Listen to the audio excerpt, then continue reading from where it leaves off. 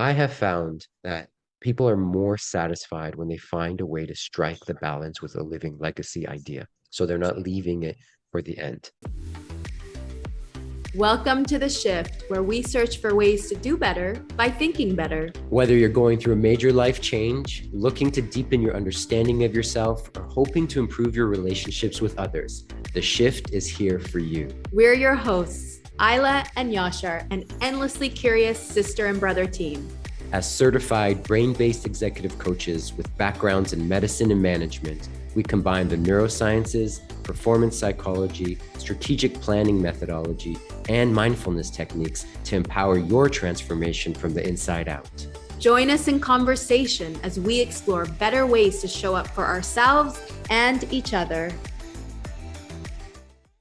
Welcome back to The Shift, friends, and thank you for being here all season long. Today is our last episode of the season, so we thought, what better way to end off season one than a conversation about legacy? What does legacy mean? Why is it important? And how can we take our agency and autonomy back when we co-create our legacy with the universe? Yash, you tell me what legacy means to you. When I think of legacy, there's two distinct branches of thought. One is, I think, the traditional sense of material, company, property, financial gains that are left behind, a business perhaps. And then there's the other arm of that conversation for me, which is the more intangibles. It's about relationships, it's about community, it's about ideas, influence that is left with people as you're living. And you're creating a legacy by the relationships you create and how you nurture them as you're alive. So when you do pass, there is more than just the material parts of your life that are left behind. It's the how you shaped somebody, how you helped somebody through a challenge or a situation, how you influenced someone to be better than they thought they could be or take challenge on in a certain way. And for me, that's a branch of legacy that I think maybe in the last 5 to 10 years, I started thinking a lot more about, because prior to that, it was much more the very traditional sense of, can I leave, something of value when it comes to material for my family or my community? And now I'm finding myself obviously still interested in the traditional definition, but much more curious and much more obsessive about how do I leave legacy by building relationships today. Absolutely. When we were preparing for this episode, I was thinking about this topic a lot. And the thing that kept coming back to me was like, legacy is none of our business. And what I mean by that is that it's kind of after the fact, right? Like what someone thinks of me after the fact or once I'm gone is none of my business. People should be able to do and feel whatever they need to feel, and that's not mine to influence. So I sat with it more and thought, okay, so what then is it? Like, why is it important? And I thought, or what informs it? And I thought authentic living must be the only way we can co-create our legacy with the world and those around us. It's like the more we live authentically within our own values is really the only way to set this story up. And what came to me, and I don't know, I'm going to tell this story and you tell me if you felt the same way. So, what came to me when I was thinking about this was I remembered our uncle's funeral. We went to Birmingham for our uncle's funeral. Our uncle passed unexpectedly. It was very sudden, and we all flew down.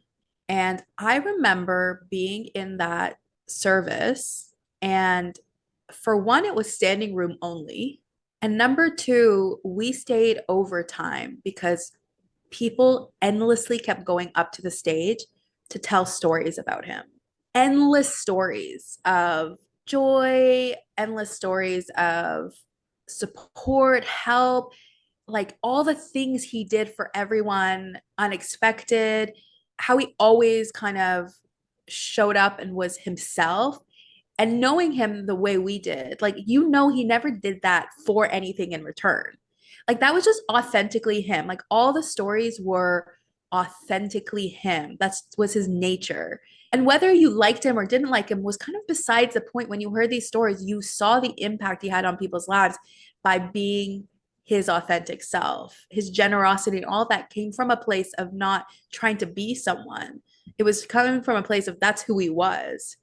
And I think that's what I mean by authentic living. It's like the deeper connection you find within yourself, that part of your homecoming journey, and then living that daily, even as you journey back to yourself, just like showing up as yourself is the only kind of control, for lack of a better word, you have over your legacy. And that funeral service sits with me to this day. Like I think about it often. One, wishing he saw how much love there was for him in his community. He must have known, but if not, I hope he saw. And two, just thinking of like, that's how you want to be remembered, by these stories, like how people were so filled with stories about how he touched their lives. I don't know. For me, that was really impactful, because unfortunately, we've had so much loss in our family and a lot of grief. But that one particular service stays with me to this day because of the level of outpouring and celebration about who this person was while living.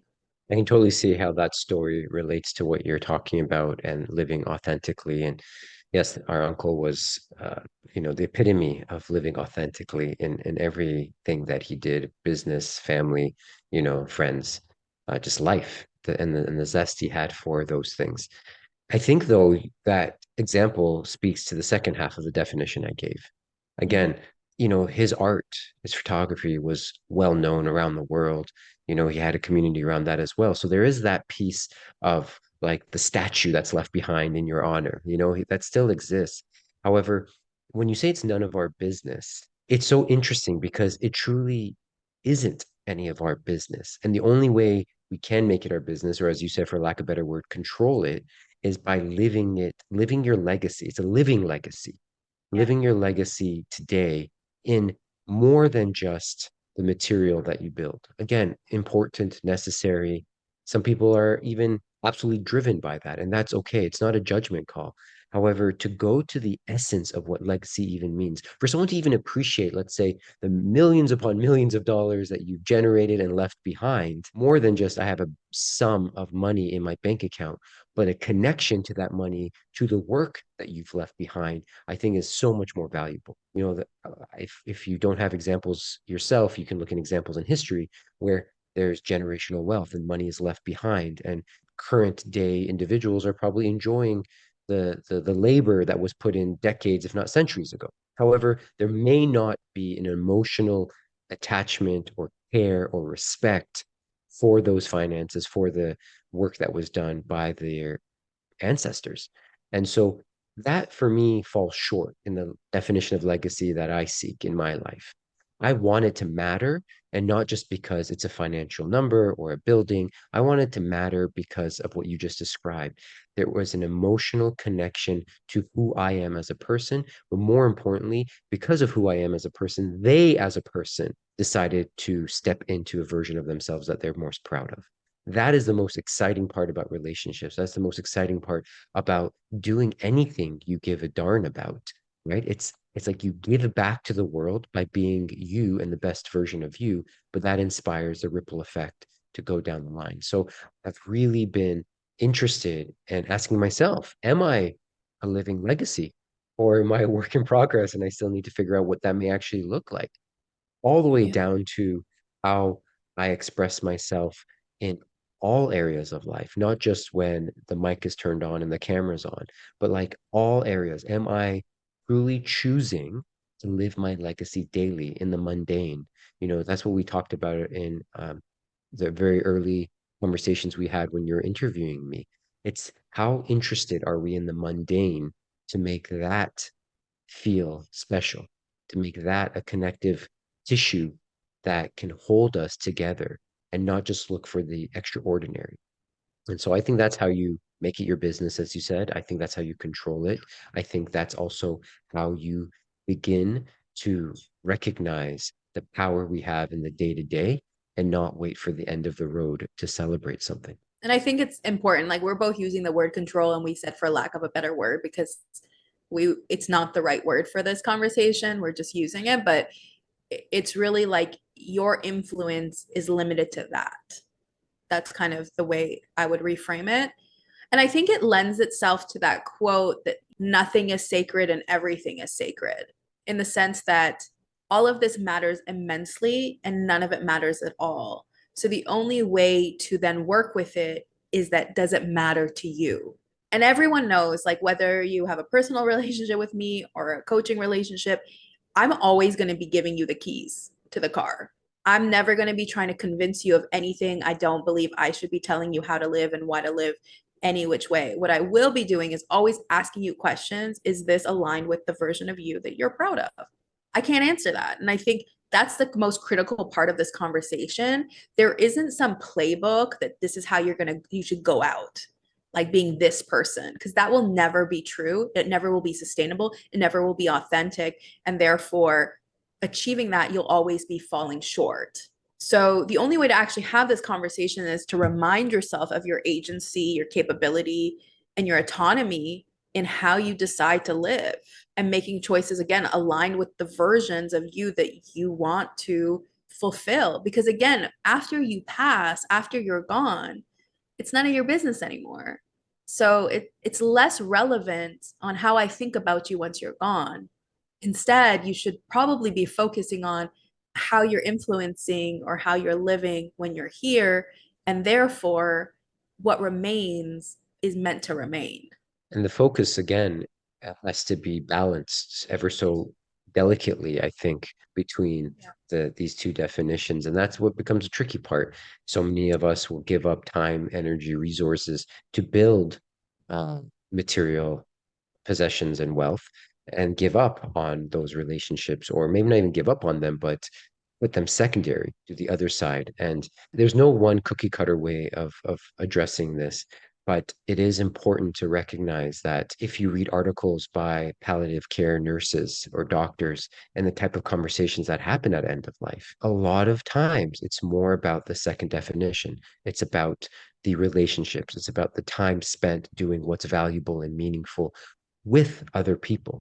And so we're kind of going in circles in this conversation because we're in agreement that when we take the time to recognize what the value statement and the value proposition of our life is, beyond just the work we do for the sake of work, but the value it provides, not just to ourselves and not even just to our family, but to a larger community, then it starts to become a way more interesting and fruitful conversation.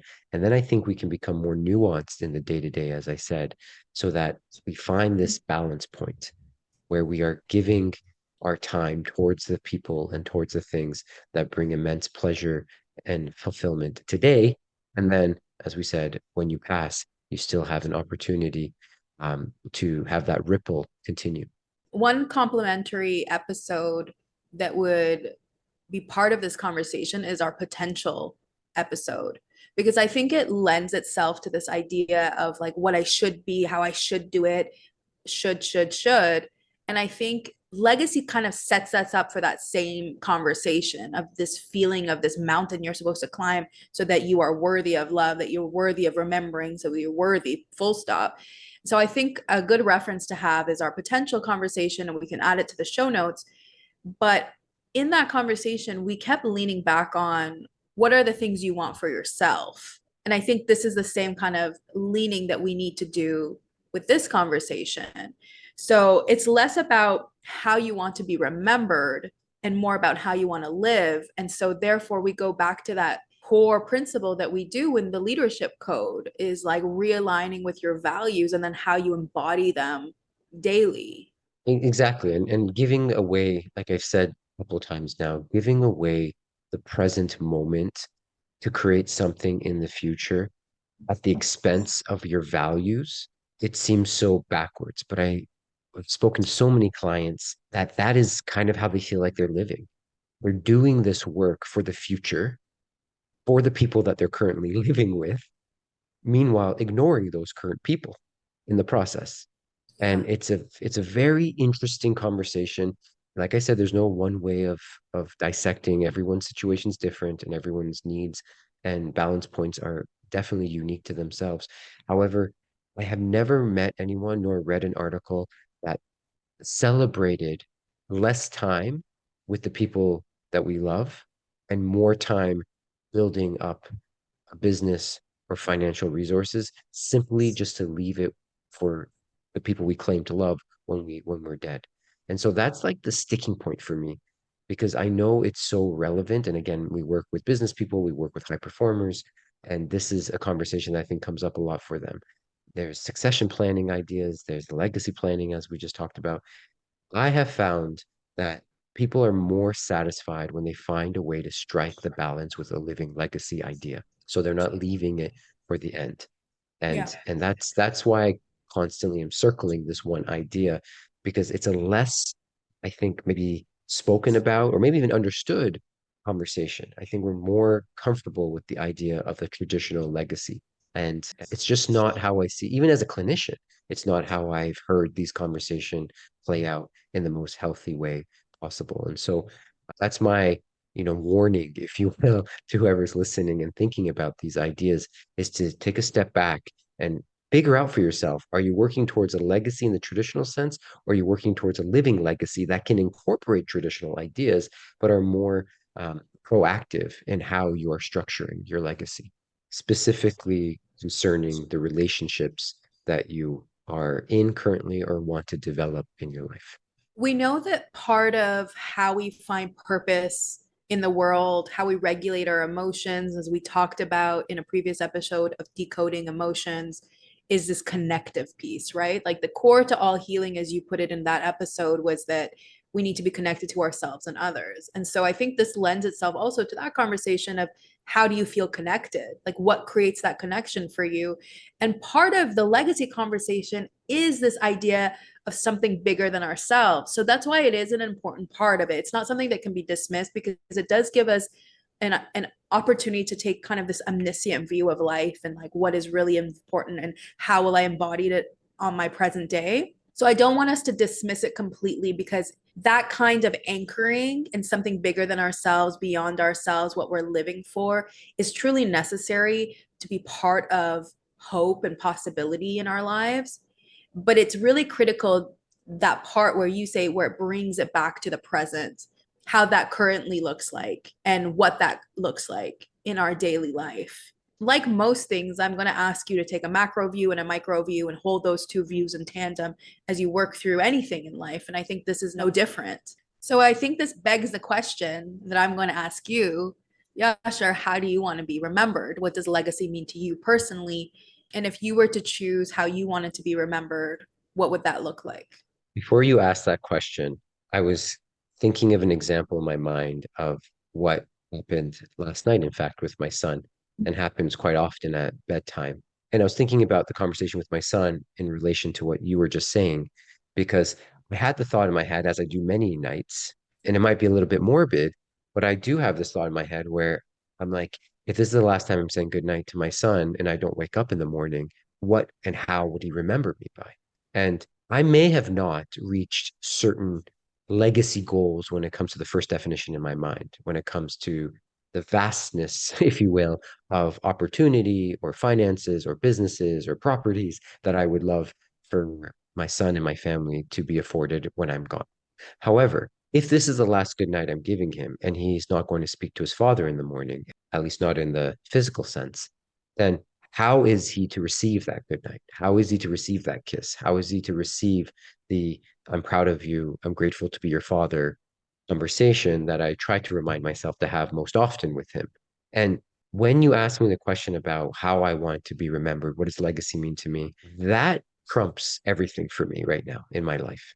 That piece where another person feels a sense of safety and challenge, acceptance and conversation about potential is where I see my legacy in life. If I can build a relationship with a person, whether it's in a 10-second checkout line or, 55-year relationship, where they feel they've come into my presence and then left my presence a little bit better whether it's by a smile or by dedicated conversations, I feel like I'm living my legacy. I feel like I've been able to give of myself to this world and to these relationships, regardless of all the other material possessions.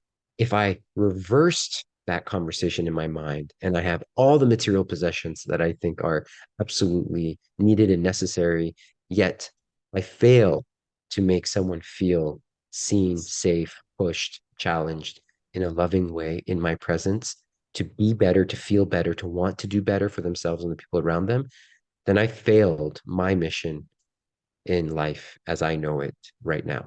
And so I have to go to extremes, in my mind at least, to start to really uncover what's most valuable. And then I can walk myself off the ledge, so to speak, and come back into the middle and find the balance points of how do I spend on this time and that time.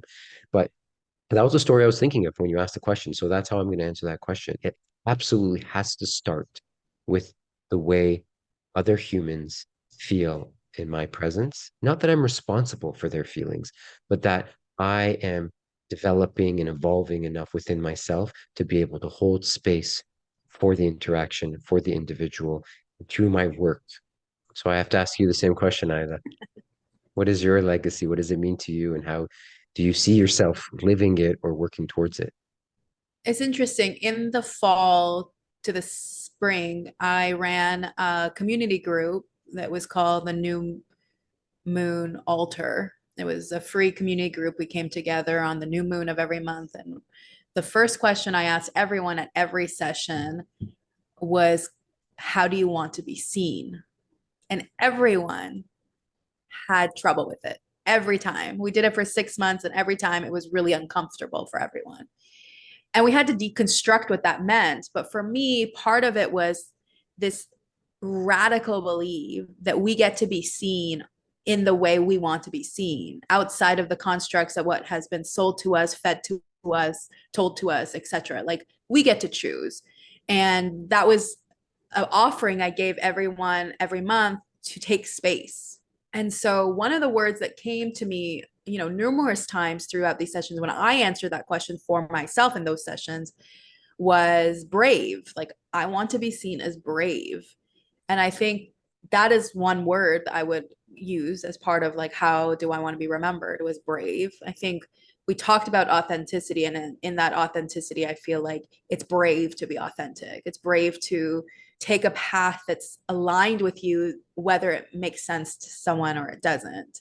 So I think that's one. I also think that it sets inventory for who interacts with you to see that. I know for myself, when I witness someone in their authentic being, it gives me air, it gives me life, whether I like it or not, even, to be honest, it doesn't matter. It's more about seeing someone themselves, for me, gives me hope, possibility, and makes me braver. So I think brave is one of the things that I would note. The other thing that has been a real important for me in the last 6 months, again, has been this concept of harm reduction, of how we interact with each other consciously. And so it's actually required me to, like, go back and work on recovery in certain relationships and take accountability for where I wasn't safe, and where the person or the relationship was worth it to me to create that recovery. So I think that's another part of this legacy, is how I recover. I guess it's less about not making mistakes. Like, I'm gonna make a Mhm. lot of mistakes. It is what it is in that sense. Like, that will happen. That's just life, and we're messy. I think messy is beautiful, in all honesty. Like, we can be messy. I do believe in recovery, however, and I do believe in accountability, and I do believe in self-awareness. And so I think part of the way I live currently, which is, I guess, how I would want to be remembered, but it's something that's very present, is that I revisit conversations or interactions a lot, and where necessary, I offer recovery, in this, again, overall umbrella of harm reduction. So even if we are never going to be in each other's lives, that's a very important part of the equation for me, is to reduce as much harm as possible. Sometimes it's not possible, but reduce as much harm as possible while we're interacting or after we're interacting, and take accountability for my piece. Again, I can't make you take accountability for your piece or ask you to even do the same. And part of this is not requiring that back, if I'm honest, for me to get to a place where I don't require anything back from you. It's just more about me, again, living aligned with my values and what matters to me currently. And so I guess the two things would be the bravery piece that is rooted in authenticity, to be brave enough to take space in how you want to live and who you want to be. And then number two is to reduce harm in how we treat each other and how we show up in the world, and offer grace and recovery where possible and where necessary, to ease some of the burden that we're all carrying as we journey through life together. So, friends, let's ask you the question: how do you want to be remembered? And therefore, how do you want to live today? Thank you for joining us on our journey in season 1 of The Shift. We hope to be back in the fall with new episodes, new ideas, and more ways to shift together. Let us know what you loved, what you didn't love, and we'll make sure we take that into account as we think of new episodes. Go back to old episodes and revisit whatever helps you. We appreciate your ear and your heart, and we're so happy you are on this journey with us. Thank you for listening, friends. What shifted for you during this episode? We'd love to hear your insights. Write us with any questions, commentary, or episode ideas at theshift@mindshiftleadership.com. If you enjoyed this podcast, we would deeply appreciate a like and subscribe. The Shift is brought to you by MindShift Leadership, a heart-centered, evidence-based, mindset-powered leadership company, empowering you with the training to prioritize mental health, inclusion, and performance optimization.